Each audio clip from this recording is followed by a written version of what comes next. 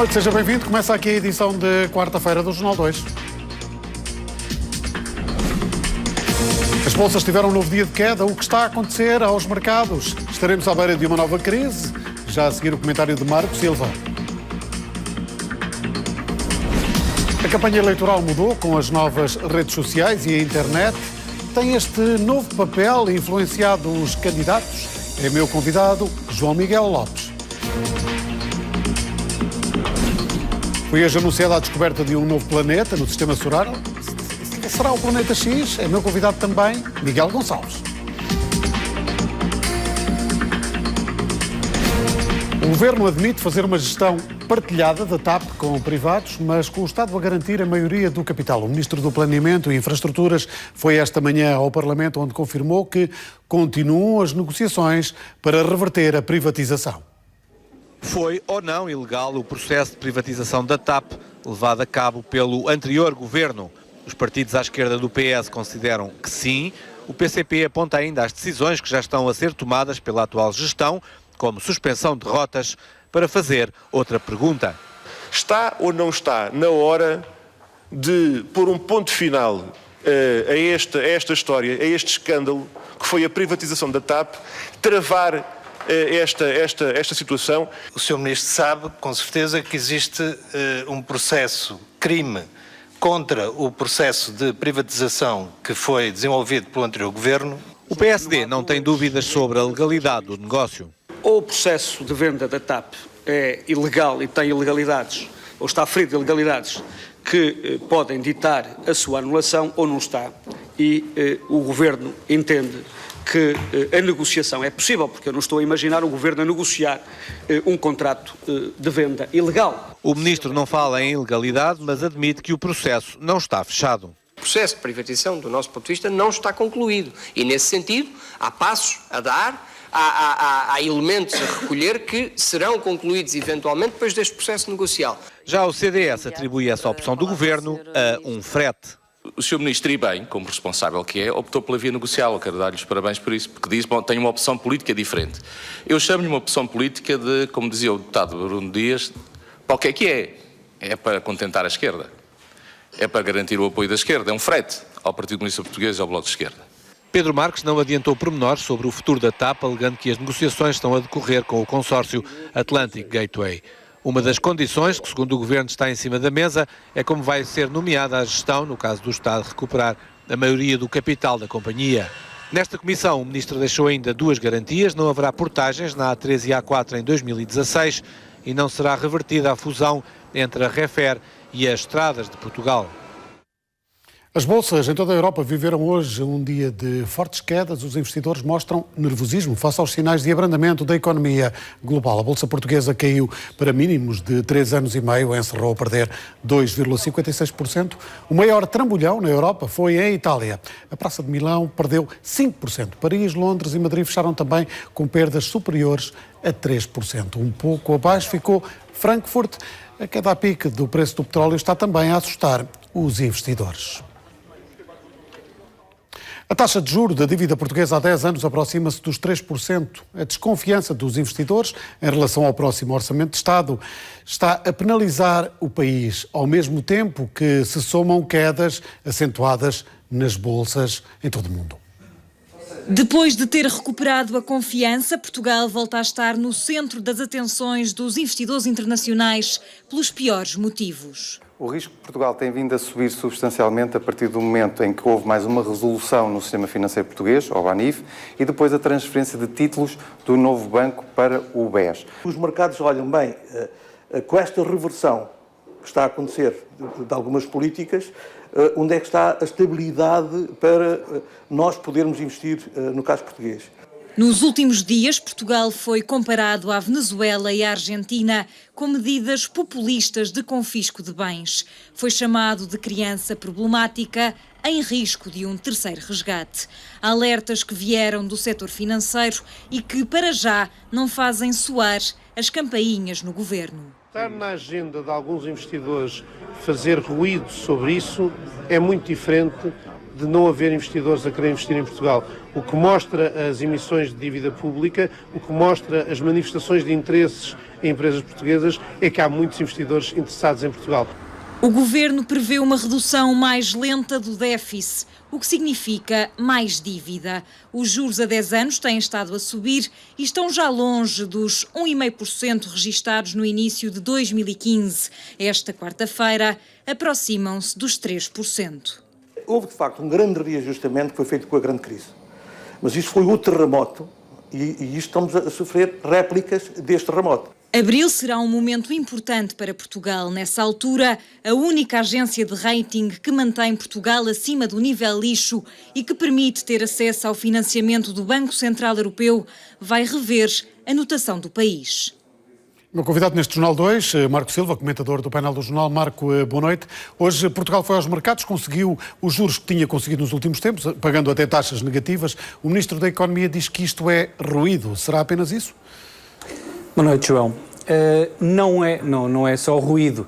É preciso ter em consideração o seguinte: neste momento, e já há cerca de 6 meses, eu indiquei aqui que esperava uma retração nos mercados mundiais e a responsável é a China.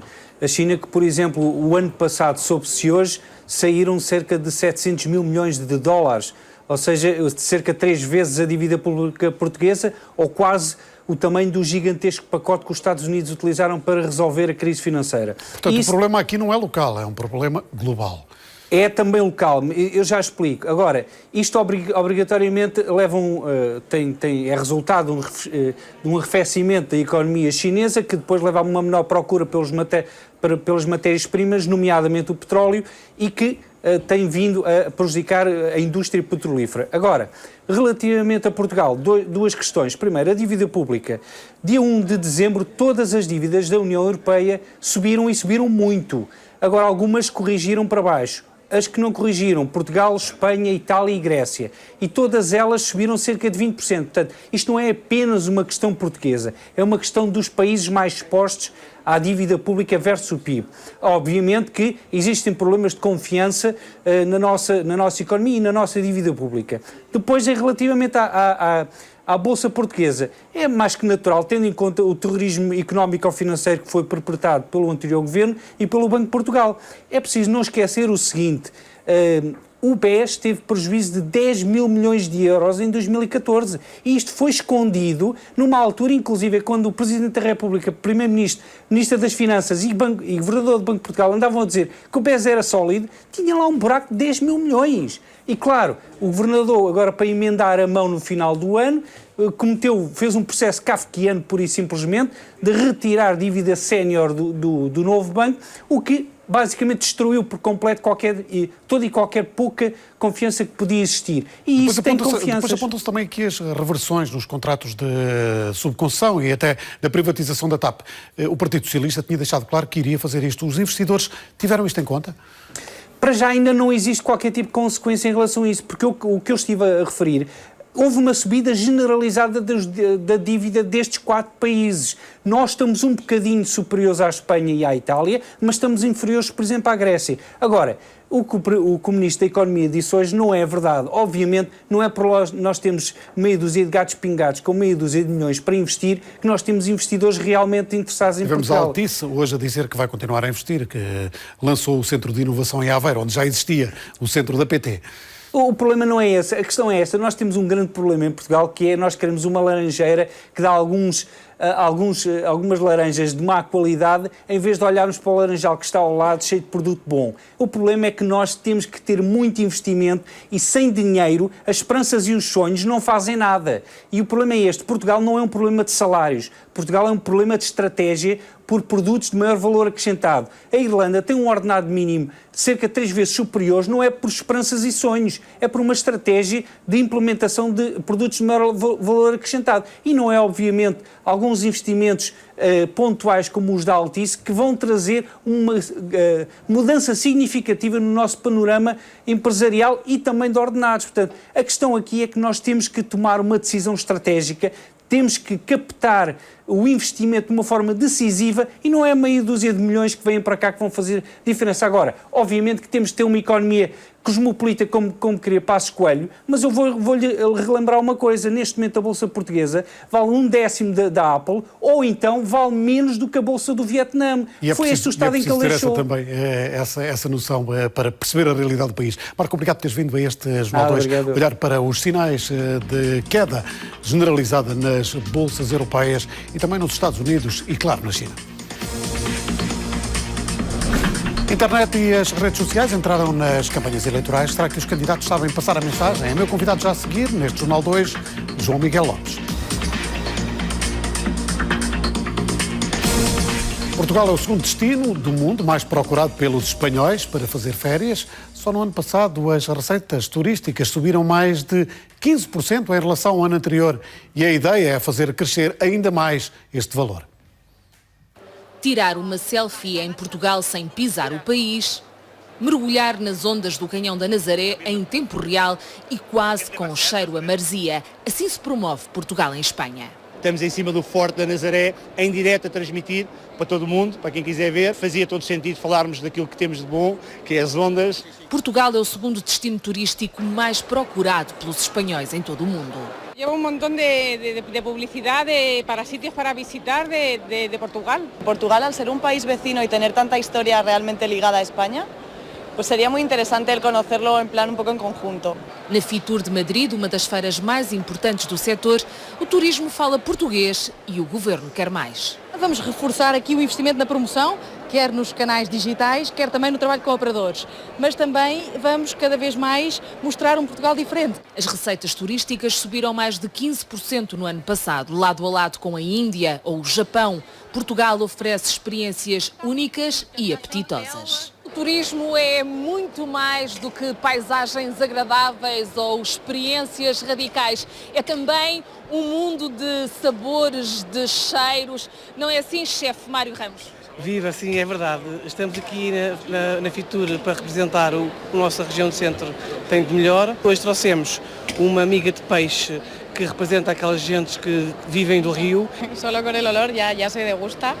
Y los colores y bueno, tiene una pinta buenísima. Esto es cochinillo asado, que también es otro variante de la gastronomía portuguesa. Aqui não há panfletos ou sacos de papel. Há vinhos e gastronomia de chefes de restaurantes com estrela Michelin e filas intermináveis para provar os sabores de Portugal. Daniela Santiago, RTP, Madrid. É um setor estratégico para o país. Espanha tem feito crescer a receita do turismo em Portugal e é um mercado prioritário para João Coutinho de Figueiredo, o presidente do Turismo de Portugal, que foi esta tarde entrevistado em Madrid pela Daniela Santiago. Qual é que é o principal objetivo para Portugal nesta feira em termos de atração de turismo, exatamente? Estas feiras têm um duplo objetivo sempre. Por um lado, posicionar o destino de uma maneira mais genérica e o tema deste ano é Escolha Portugal.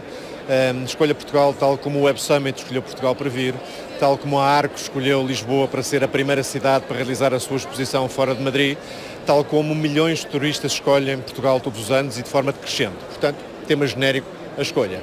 E depois temos, nos dias finais da feira, mais iniciativas viradas para o grande público, com mais propensão para a venda direta de viagens e de férias. De facto, continuamos a crescer muito bem, cerca do dobro da média mundial em termos de número de turistas, mas estamos a crescer ainda mais nas receitas que esses turistas deixam. A relação entre o crescimento em número de turistas, hóspedes, e o crescimento nas receitas é de cerca de 1 para 1,5. 50% mais o crescimento das receitas do que o crescimento dos turistas.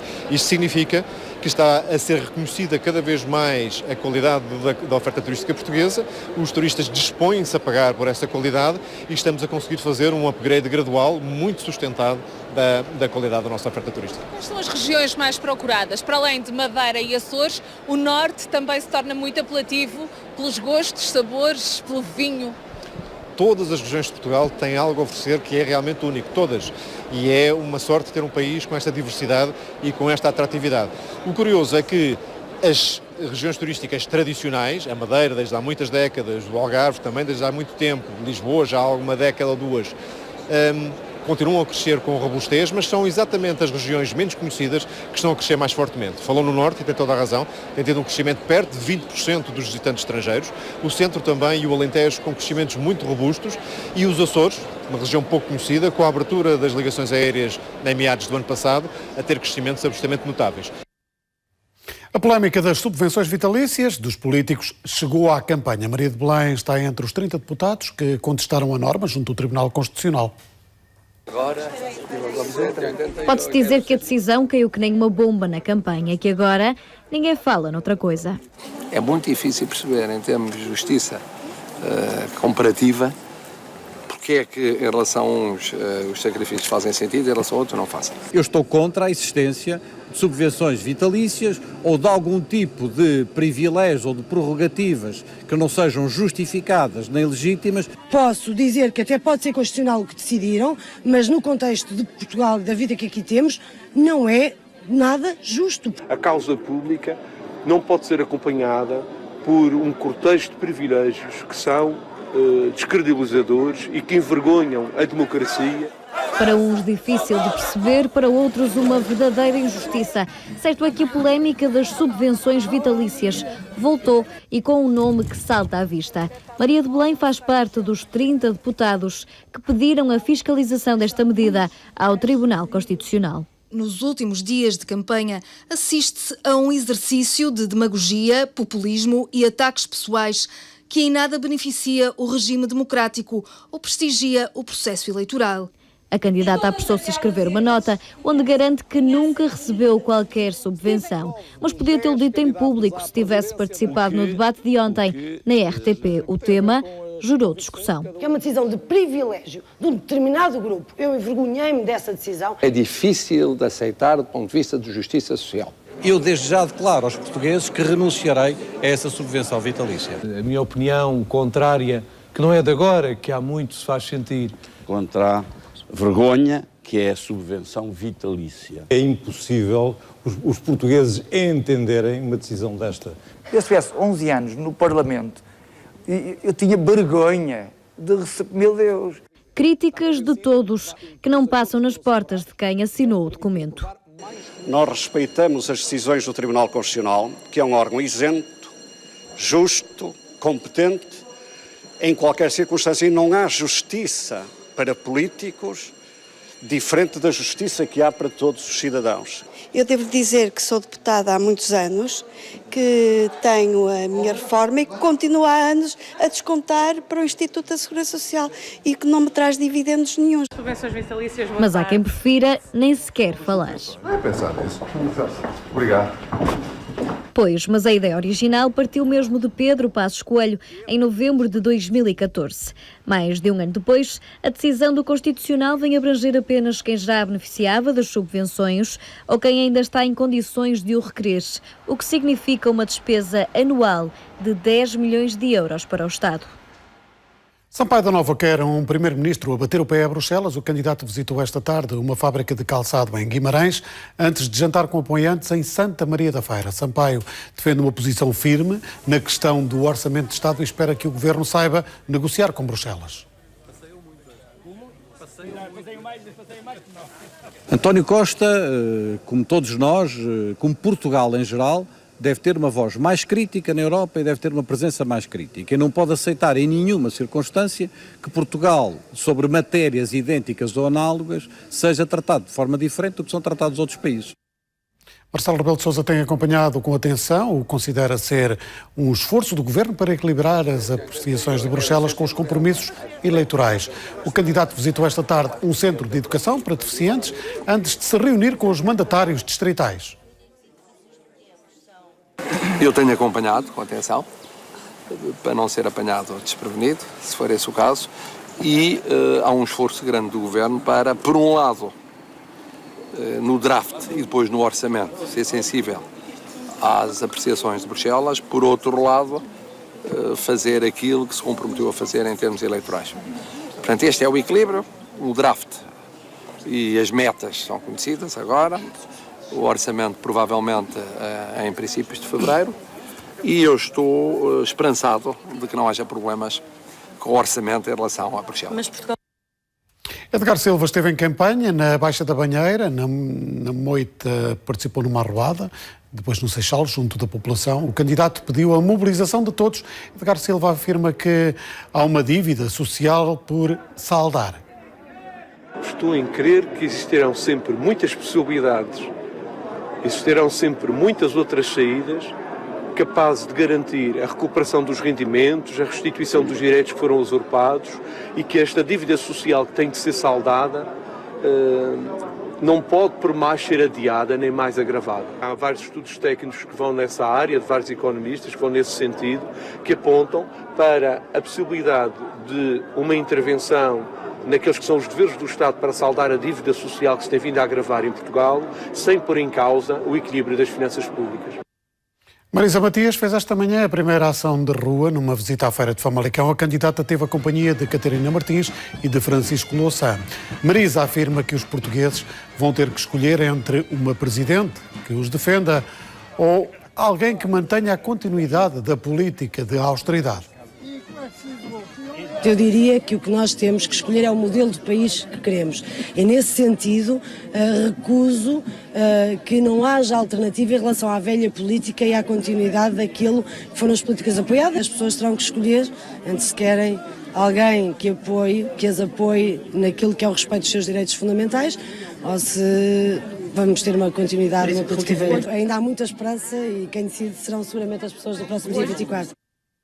Também no dia de campanha, Vitorino Silva regressou à Praia da Rocha. Cândido Ferreira quer ser um chefe de Estado para defender o empreendedorismo. Jorge Sequeira acredita que a candidatura marca a inovação. Paulo Moraes critica manifestações monárquicas na Presidência da República, com Henrique Neto a atacar as subvenções vitalícias dos deputados. Quartos de pessoas que são hipócritas. Mentem. Temos que acabar. Mentem descaradamente e protegem-nos. Protegem-se uns aos outros.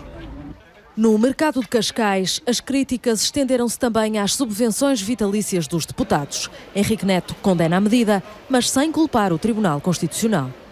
O Tribunal Constitucional resolve de acordo com a lei.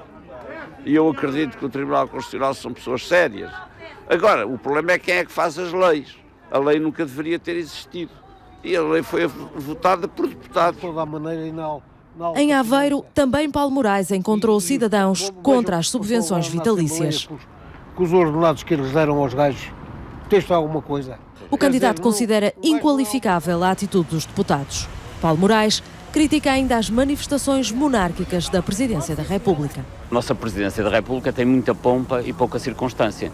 Eu gostaria que passasse a ser ao contrário. O Presidente da República deve ser alguém que não precisa de viver num palácio, não tem que ter primeira-dama, não tem que passar a vida a dar banquetes, não tem que ter uma família à sua volta como se fosse uma família real, não tem que ser um Presidente próximo, que tem que acabar com essas manifestações monárquicas na República. Cândido Ferreira conheceu projetos numa incubadora de empresas em Lisboa. Exemplos de esperança que devem ser defendidos pelo chefe de Estado. O Presidente da República tem um papel fundamental desde que se empenhe e desde que saiba dar o exemplo. Jorge Sequeira visitou a Associação do Polo Tecnológico de Lisboa. E esta app vai pôr as sondagens. Eu vou ganhar na primeira volta. Criaram uma aplicação informática para a campanha. A ferramenta tecnológica pode não trazer o resultado desejado, mas Jorge Sequeira acredita que a candidatura marca pela inovação. Pode ser uma forma de abrir caminhos para quem vier a seguir, porque eu acho que este país anseia por gente diferente, gente com talento, gente que... E eu, nessa medida, também tenho essas qualidades. Vitorino Silva esteve na Praia da Rocha, no Algarve, voltou ao local onde começou a recolher assinaturas para a candidatura. Eu aqui arranjei cerca de 3.000 assinaturas. Foi aqui o empurrão que eu precisava para ter a certeza que ia ser um grande candidato. Porque é gente de todo o país. Em agosto, Tino de Rãs encontrou portugueses de todo o país. Desta vez, na praia, estavam estrangeiros. Eu gosto de Portugal. Eu gosto de Portugal. I don't speak Portugal, but nice to meet you. Gostamos. Gostamos. I like President. Good. Me too. Presidente da República. Yes. Vamos todos dizer gostamos. Pode ser? Gosto. São da Finlândia. Facebook e Twitter são agora campos de disputa eleitoral. Praticamente todos os candidatos estão numa rede social ou apostam em sites à medida deste mundo virtual. Analisando dados como o número de seguidores, a empatia pelas publicações ou o número de partilhas e referências na internet, há resultados para todos os gostos. E o presidente é Paulo de Moraes, pelo menos no Facebook. O candidato que fez da luta contra a corrupção bandeira vence, mas não deixa a eleição resolvida a 24 de janeiro. Para uma segunda volta, Marcelo Rebelo de Sousa discute um lugar com Sampaio da Nova. Ligeira vantagem para o antigo reitor da Universidade de Lisboa nesta rede social. No Twitter, as contas são outras. Marcelo e Paulo de Moraes estão ausentes. Marisa Matias é não só a mais ativa, mas também a que reúne mais seguidores. Feitas aqui as contas, a candidata apoiada pelo Bloco de Esquerda venceria logo à primeira volta. Deixando as redes sociais e passando para o mundo das páginas na internet, Marcelo Rebelo de Sousa é o único a apostar no slogan para endereço: juntosporportugal.pt. Henrique Neto pede contribuições ainda antes mesmo de mostrar mensagens. Jorge Sequeira, o único com página profissional, mostra-se como professor e comunicador, mas não como candidato. É claro, há muitas outras formas de olhar para a campanha virtual. Existe até mesmo uma ferramenta própria, o monitor eleitoral. Aqui, Maria de Belém é destacadamente a mais popular. Sampaio da Nova, o mais influenciador. É também o mais citado por terceiros no Facebook. E a par com Henrique Neto, o que mais comentários positivos obtém. Ainda assim, a campanha para as presidenciais no mundo virtual vai morna. Tão morna como no terreno. O meu convidado, João Miguel Lopes, ele é professor e investigador do IPAM. Esteve a olhar para esta campanha e tem observado esta mudança. Será que há mudança ou ainda estamos na era do cartaz agora colado na internet? Boa noite, bem-vindo. Olá, viva, boa noite. Praticamente estamos com um copy-paste. A ideia que se fica depois de analisar essencialmente todas as candidaturas é que, em termos de estratégia, olham ainda para o digital e, neste caso em concreto, essencialmente para as redes sociais, como algo não paralelo, mas como algo que é uma consequência que tem que estar, mas não como uma estratégia própria neste meio digital. Basta ver para isso que o principal foco da presença no digital é nas redes sociais, quando existem muitas outras plataformas, muitos outros meios de atingir potenciais... Mas já temos aqui alguns sinais de mudança. A nova liderança, ou a nova candidata à liderança do CDS anunciou a candidatura no Twitter e no Facebook. O CDS quer dar esse sinal. Temos o Bloco de Esquerda também muito ativo, Sampaio da Nova também, Maria de Belém a aparecer com vários sites. Provavelmente, é assim, eu acho que todas as candidaturas se tentam destacar, tentam fazer diferente. O que está a acontecer é que, na essência, não há uma linguagem própria neste meio digital. Acaba por trazer-se muito o diário de campanha para o meio digital, aproveitar as redes como um repositório. Partilhamos o tempo de antena. É muito isso. Mas não partilhamos o que foi feito antes do tempo de antena. Não há o outro lado do candidato, não há o lado mais pessoal. O que nós fazemos no dia-a-dia das redes sociais, na realidade... E no Instagram isso é claríssimo. O Instagram é precisamente... A plataforma dos momentos não tem momentos. É precisamente uma rede social em que tem que ser o momento, tem que ser a rede social mais pessoal, mais próxima, uma rede de imagem em si. Alguns candidatos vão destacando, com imagens muito interessantes, depois pecam por pormenores como, por exemplo, não ter uma descrição do que é que se está a passar, um mau trabalho ao nível das hashtags que podem ser usadas para atingir públicos também nessa rede. Como falei na linguagem, se percebermos, as redes sociais ainda são, são plataformas e meios essencialmente para atingir públicos jovens, e quando temos, como há 2 semanas atrás, saiu uma notícia num jornal em que entrevistavam jovens que iam votar pela primeira vez em presidentes da República, jovens entre 18, 20 e poucos anos, esses jovens não só não conheciam a maioria dos candidatos, como também não tinham interesse, estavam desacreditados. Mas temos os candidatos, por exemplo, a responder nas redes sociais. Às tantas horas eu estou lá para responder. Isso funciona? Temos alguns e, por incrível que pareça, existe bastante feedback quando os candidatos estão dispostos para ter alguma interação. Aliás, essa é uma das áreas também que poderia ser muito mais aproveitada, tirar partido de situações como os hangouts para estar em direto com a audiência, poder tirar... Várias figuras públicas estão a fazer isso no Facebook com um grande sucesso e também no Twitter. O Twitter é precisamente uma das plataformas que é marginalizada pela maior parte dos candidatos. Mas é ali que se decide. É ali que se decide, é ali que estão a maioria dos influenciadores, dos alfa, daqueles que possivelmente vão trazer outras pessoas para a campanha. E dos que fazem opinião também. E dos que fazem opinião, essencialmente, não só jornalistas, como bloggers de referência, todos eles estão lá. À exceção de Marisa Matias e Sampaio da Nova, que são aqueles que já têm alguns seguidores significativos, a maior parte não está a olhar para essas plataformas com, de facto, objetividade e a tirar o melhor partido delas. João, obrigado por ter vindo a este Jornal 2 olhar para a campanha, percebendo o que se está a fazer ou não se está a fazer nas redes sociais. Foi uma homenagem sentida a Almeida Santos, que foi feita pelas figuras de destaque de todos os quadrantes da política portuguesa. Falaram do homem que deixa uma marca na forma de negociar entendimentos, na legislação da democracia e também na cultura. Houve um momento de aplausos à passagem pela Assembleia da República que Almeida Santos presidiu. Isso foi também lembrado durante o dia, com um minuto de silêncio, um voto de pesar e um discurso que uniu todos os parlamentares.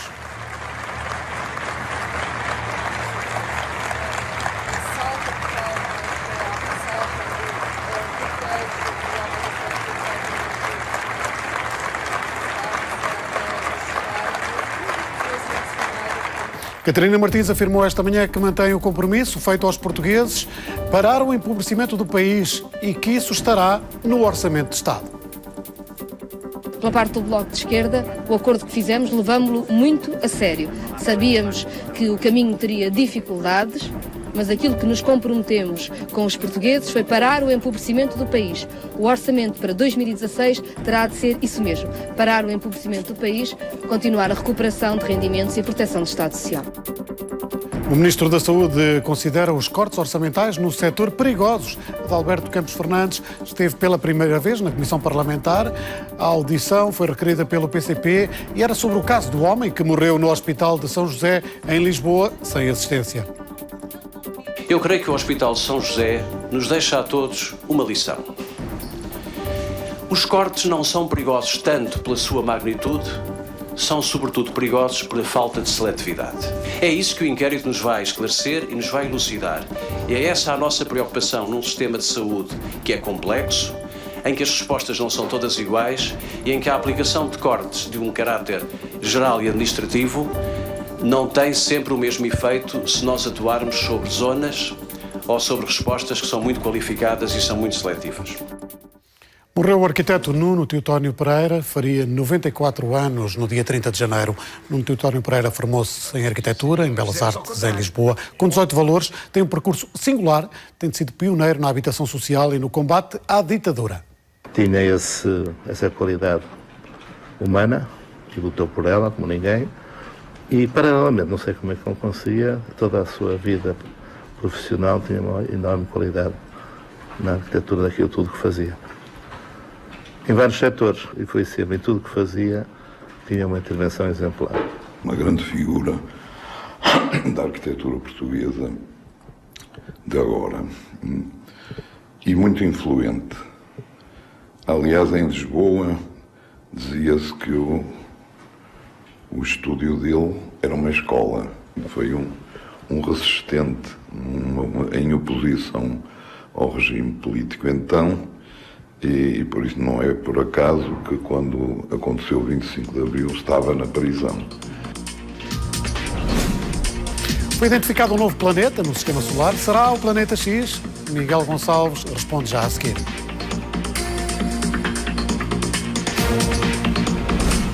O secretário-geral da Renamo, o principal partido da oposição moçambicana, foi baleado. Manuel Beissopo foi atingido pela tarde na cidade da Beira. Durante uma conferência de imprensa, o porta-voz do partido fala em atentado e acusa as forças de defesa e de segurança de serem responsáveis pelo ataque. Beissopo está hospitalizado em estado considerado muito grave. Depois de 6 edições, em pleno cenário do Douro, o Douro Film Harvest ganha um estatuto ibérico. É o único festival de cinema do mundo que se realiza em simultâneo em 2 países, Portugal e Espanha. Um festival também único por promover 4 diferentes expressões culturais: o cinema, a gastronomia, o vinho e a música. Manuel Vaz, boa noite, bem-vindo. É um festival ímpar que vai agora começar, mas que aposta também na produção de filmes. Temos uma curta-metragem e uma longa-metragem. É, exatamente. Ou seja, nós temos um programa muito inovador. Portanto, a nossa colheita começa exatamente agora, com o nosso mais recente trabalho, que é de Tábuas com História, que é uma produção própria do próprio festival, este ano dirigido pelo Marco António Del Carlo, e que será a nossa aposta deste ano. Uma primeira longa-metragem filmada entre o Porto e Douro, com um tabuaço no epicentro e com a população envolvida no filme. Vocês envolvem praticamente todo o Douro tradicional, e entramos agora no Duero, com os espanhóis. Exatamente, ou seja, nós acreditamos que o Rio, exatamente, a gente celebra o universo Douro como esse elemento de união ibérica. E, portanto, o Rio como um cordão umbilical, onde nós projetamos e criamos esta experiência entre o Porto, o Douro Vinheteiro e agora Zamora. Começamos precisamente esse novo formato em dezembro, com muito sucesso, e portanto o próprio naming do festival vai passar, ou já passou, a Douro Duero Film Harvest, exatamente juntando todo o património mundial que o Rio Douro acolhe. Começamos por falar da produção dessa longa-metragem. Quando é que começamos a ver filmes neste festival? É um festival que se espalha por várias cidades, por várias vilas, por várias aldeias. Ou seja, temos 3 fases. Temos a fase de produção própria, em que estamos a trabalhar nas localidades com os filmes, na produção de filmes. Lançamos também uma segunda fase a todos os realizadores para virem filmar à região, com uma temática que todos os anos lançamos como concurso. Próximo mês lançaremos pela primeira vez esse concurso de uma forma ibérica, e que tem dado frutos absolutamente espetaculares. Uma promoção única desta região. Uma promoção única. Tivemos o privilégio do ano passado de ter um enquadrador que foi galardoado pela Academia Portuguesa de Cinema com o Prémio Sofia, portanto já estamos muito à frente aí, e uma cinematografia muito orientada para quem gosta de vinho e gastronomia, ou seja, toda a nossa história gira em histórias que têm a ver com o vinho e filmes que têm a ver com gastronomia de uma forma muito divertida. E encontrar tudo isso implica ter um fortíssimo apoio do turismo que aproveita tudo isto. Mais ou menos, ou seja, nós conseguimos aqui estar muito orientados para a economia das regiões, e portanto queremos mostrar precisamente o que nós temos de bom para os produtores e para os operadores poderem também usufruir e vender. E, portanto, em cima disto, tendo a confiança também dos grandes nomes de Hollywood que nos têm premiado com a sua presença assídua nestas 7 edições. São momentos únicos. Recentemente Oliver Stone, a Sophia Loren, a Andy McDowell, ou Milos Forman, ou seja, isso coloca-nos também num patamar de promoção muito elevado. Vamos voltar a falar deste festival. Manuel, obrigado por ter vindo a este Jornal 2. Manuel Vaz, olhar para este Douro Duero, que agora é um festival alargado entre Portugal e Espanha. Será que foi encontrado o famoso Planeta X? Será o 5º gigante do Sistema Solar que tem sido alvo de buscas ao longo de tantas décadas? Esta é a imagem que está a ser divulgada. A descoberta é de um grupo de americanos. Miguel Gonçalves, comentador do Jornal 2, é meu convidado. Miguel, será mesmo o Planeta X? Pois, a resposta mais honesta neste momento é: ainda não sabemos, mas estamos se calhar muito próximos de ter uma resposta ao famoso Planeta X, um eventual 5º planeta gigante no nosso Sistema Solar, que algumas simulações apontavam que pudesse existir. E aquilo que foi anunciado... Um Sistema Solar como o nosso, tão escrutinado, ainda tem coisas para descobrir deste tamanho, um planeta gigante. Porque estamos a falar de regiões muitíssimo distantes da Terra, estamos a falar de um planeta que, apesar de as estimativas apontarem para ter cerca de 10 vezes a massa da Terra, é muitíssimo pouco brilhante e está muitíssimo longe, e portanto estamos a falar de uma zona do Sistema Solar que nós ainda desconhecemos, porque está mesmo muitíssimo distante. E aquilo que foi anunciado hoje não é a descoberta direta de um novo planeta, é uma evidência indireta daquilo que possa ser, posso dizer, a presença de um planeta gigante, muito para lá de Plutão. Estamos a falar, vamos dar os números, estamos a falar de um planeta que pode estar 20 vezes mais afastado do Sol do que Neptuno, que é o último planeta do Sistema Solar. Um planeta que pode demorar entre 10 a 20 mil anos a dar uma volta ao Sol, e que vem preencher, se efetivamente for um planeta, vem preencher aqui uma falha, digamos assim, que nós encontramos no nosso Sistema Solar. É quando nós olhamos para outros sistemas planetários e encontramos aquilo que os astrónomos chamam de superterras. Planetas com cerca de 10 a 15 vezes a massa da Terra. E nós não tínhamos nenhum desses planetas aqui no nosso Sistema Solar. Este, eventualmente, pode ser esse planeta. Mas, para já, é apenas o melhor modelo teórico que encaixa nas observações, naquilo que já conhecemos sobre os objetos que andam ali naquela zona. Quando falas em superterras, este é um planeta gasoso. O que é isso de planeta gasoso? Ou pelo menos a indicação é essa. Nós neste momento não sabemos qual é a constituição deste planeta. Neste momento isso é pouco relevante. Neste momento o que interessa à comunidade científica é efetivamente ter uma prova direta de que existe um planeta. Isso vai exigir, por exemplo, que as próximas equipas de investigação, durante os próximos 5 anos, digamos assim, vão utilizar os telescópios mais potentes, nomeadamente o telescópio Subaru, um telescópio japonês, mas eu desconfio que há telescópios espaciais que também vão ser recrutados para esta missão, nomeadamente o Spitzer ou o WISE, e vão tentar encontrar precisamente este planeta nos confins do Sistema Solar. Porque os astrónomos, o que eles anunciaram hoje foi uma estimativa de um planeta, uma estimativa de como será essa órbita, mas não sabem em que ponto da órbita estará esse planeta. Tanto pode estar numa zona intermédia entre o ponto mais próximo e o ponto mais afastado do Sol, ou até pode estar numa zona mais afastada da sua órbita. E, portanto, é preciso observações diretas deste planeta, porque, para já, o que temos é um modelo computacional, uma simulação, que nos diz que, há ali uns corpos naquela zona que são afetados gravitacionalmente. O que é que explica isso? O que diz este modelo é: só pode ser precisamente um planeta com estas características, com esta órbita e com esta massa. Portanto, é a teoria que nós queremos que passe rapidamente à prática, à observação. Miguel, obrigado por teres vindo a este Jornal 2. É a última informação que lhe deixo neste Olhar para o Dia em 40 minutos. Eu volto amanhã com a edição de quinta-feira, como sempre, às 9 em ponto, aqui na 2. Boa noite. Até amanhã.